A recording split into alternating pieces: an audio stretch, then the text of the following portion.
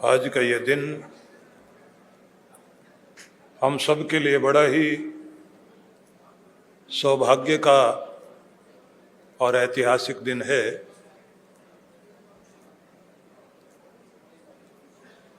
भारत देश के यशस्वी और लोकप्रिय प्रधानमंत्री नरेंद्र भाई मोदी ने कल्कीधाम में आकर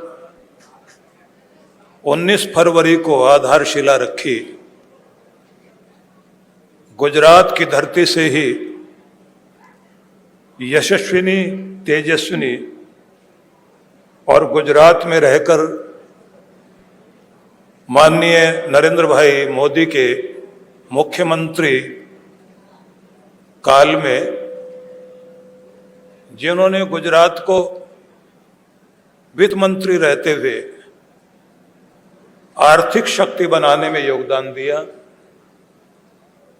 और बाद में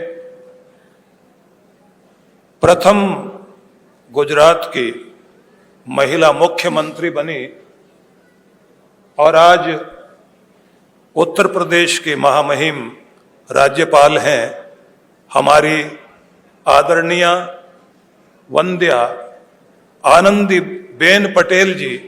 मैं बहुत बहुत अभिनंदन करता हूं कि आज आप कल्कीधाम की इस पवित्र भूमि में पधार कर आपने भू उत्खनन का पवित्र कार्य करते हुए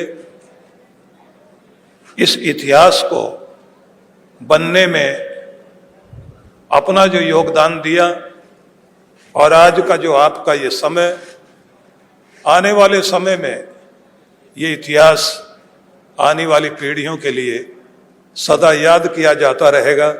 आपका बहुत बहुत अभिनंदन करता हूं आपके पधारने का।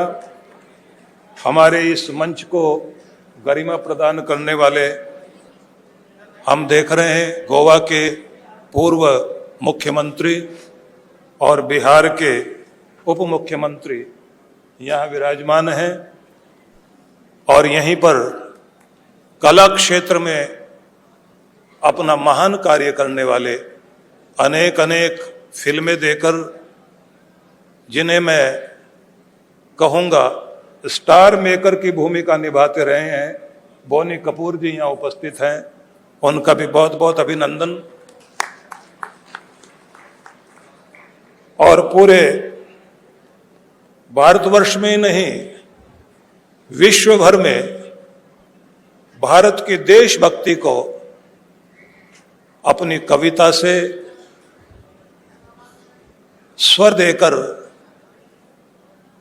और अपने आग्नेय अक्षरों के माध्यम से जिन्होंने सबके हृदय में देशभक्ति की स्फूर्णा उत्पन्न की, ऐसे मनोज मुंतजिर जी यहाँ हैं।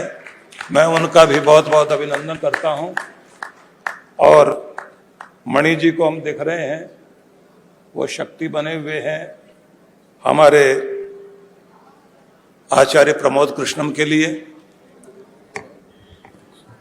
और एक उभरते हुए स्टार भी हमारे पास जैकी जी यहाँ बैठे हुए हैं, उनका भी बहुत बहुत अभिनंदन। आप सबसे निवेदन करना चाहूंगा,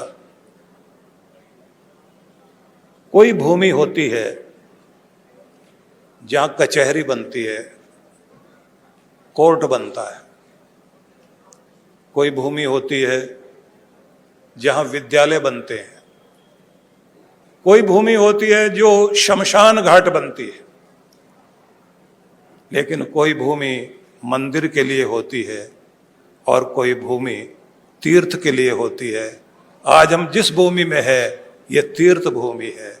हमारा परम सौभाग्य है इस भूमि को तीर्थ भूमि बनाने में जिन्होंने लगातार 17-18 वर्षों तक केवल संघर्ष ही नहीं किया, तप किया, यहाँ बैठकर प्रार्थनाएं की, जप किया, यज्ञ किए, अनेक अनेक मान अपमान सहे, अनेक अनेक प्रकार की प्रताड़नाओं का सामना करना पड़ा, अनेक मौसम देखे, अनेक द्वंद्वों का सामना किया।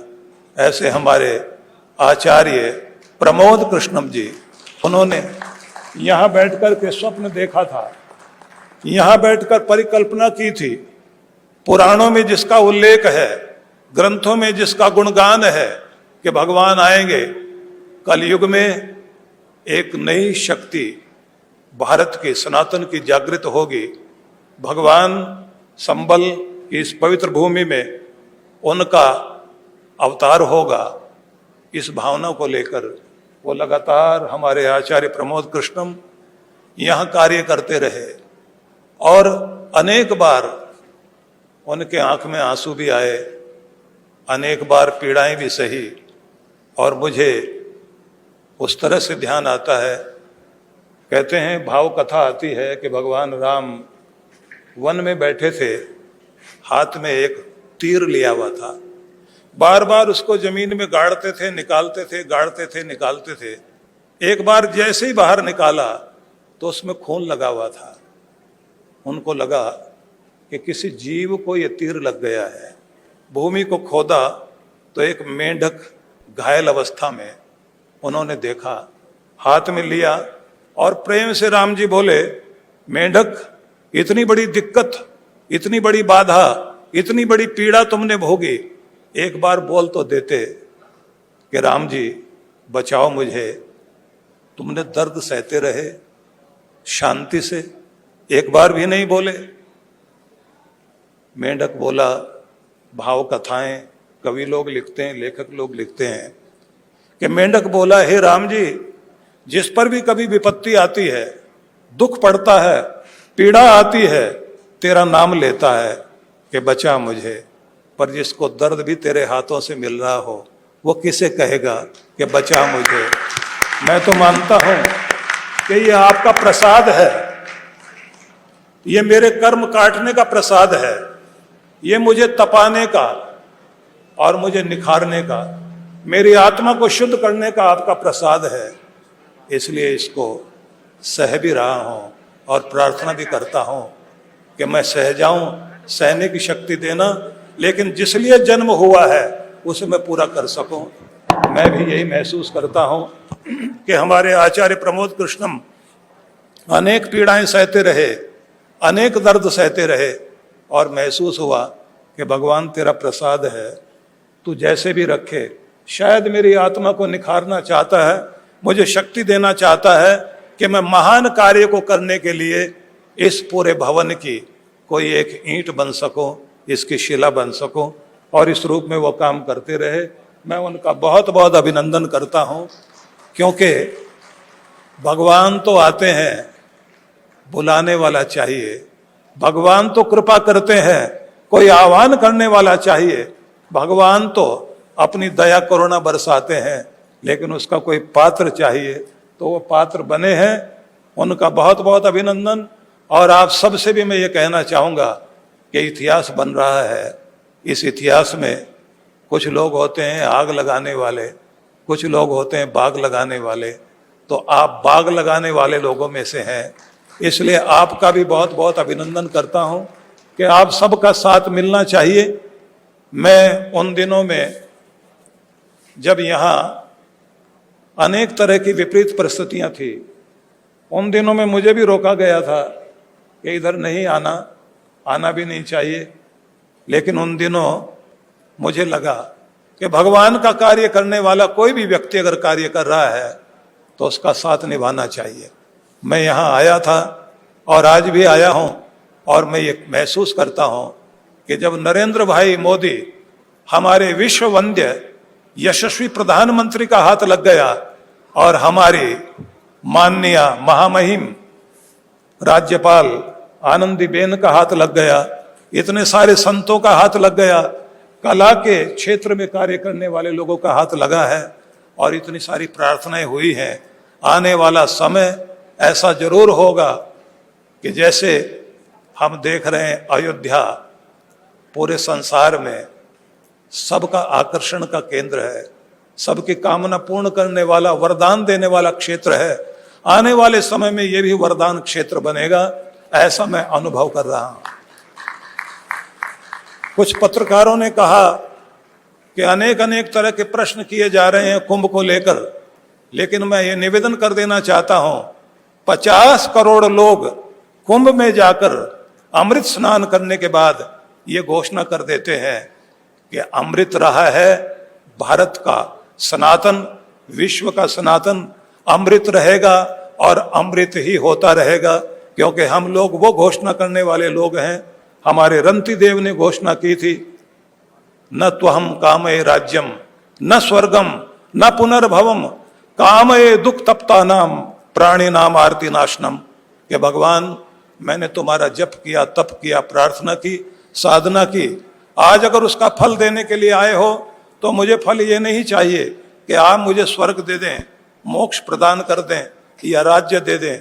मेरी तो एक ही कामना है कि इस दुनिया में कोई भी दुखी है, किसी की भी आंख में आंसू है, उनके आंसुओं को पोंछने का और सबके चेहरे पर मुस्कुराहट देने का आशीर्वाद भगवान मुझे दे दीजिए। यही है सनातन का संदेश और यही संदेश यहाँ से जाएगा, पूरी दुनिया के लिए जाएगा। और जैसे अभी आचार्य जी ने घोषणा की कि आने वाले समय में इस स्थान में आप देखेंगे शिक्षा का महान केंद्र बनेगा। नालंदा विक्रमशिला का नाम हम लोग लेते रहे हैं, अब फिर से वो स्थिति आनी चाहिए। अभी कुंभ में जब पूरे देश के संत लोगों का समागम था, मुझसे योगी जी से पूर्व मुझे कहा गया कि आप कुछ कहिए। मैंने वहाँ एक बात कही थी कि इस बात को याद किया जा रहा है कि आज़ादी को 75 वर्ष हो गए और 1000 वर्षों के बाद हमने आज़ादी देखी। प्रश्न ये होना चाहिए कि 1000 वर्षों तक हम गुलाम रहे कैसे, और वो परिस्थितियां फिर से गुलामी की नहीं आनी चाहिए, इसके लिए कार्य करने की आवश्यकता है। मैंने उस समय कहा था कि एक ऑर्डर देकर ब्रिटिश गवर्नमेंट ने भारत के 3.5 लाख विद्यालय बंद कर दिए थे। अब वो समय आना चाहिए कि गुरुकुल फिर से खुलने चाहिए, जब हर मस्जिद के साथ मदरसा है, जब हर चर्च के साथ कॉन्वेंट स्कूल है, तो अब वो समय आना चाहिए कि हर आश्रम के साथ एक गुरुकुल की स्थापना होनी चाहिए। जोर से बोलिए जय श्री राम। और मैंने वहां यह भी कहा था कि हर मंदिर के साथ एक संस्कार केंद्र भी स्थापित होना चाहिए।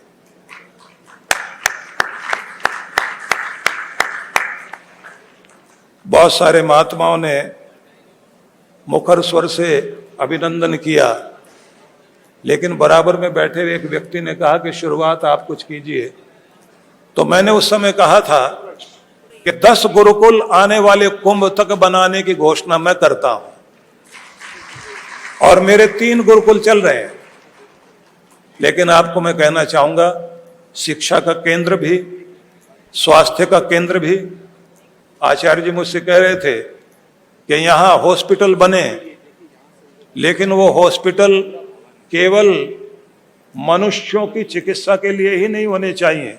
यहां का हॉस्पिटल पशु, पक्षी, मनुष्य सबके लिए होगा, और शोध केंद्र भी होगा, जो भौतिक रूप से भी अभौतिक रूप से भी यहां अनेक प्रकार की रिसर्च की जा सकेगी।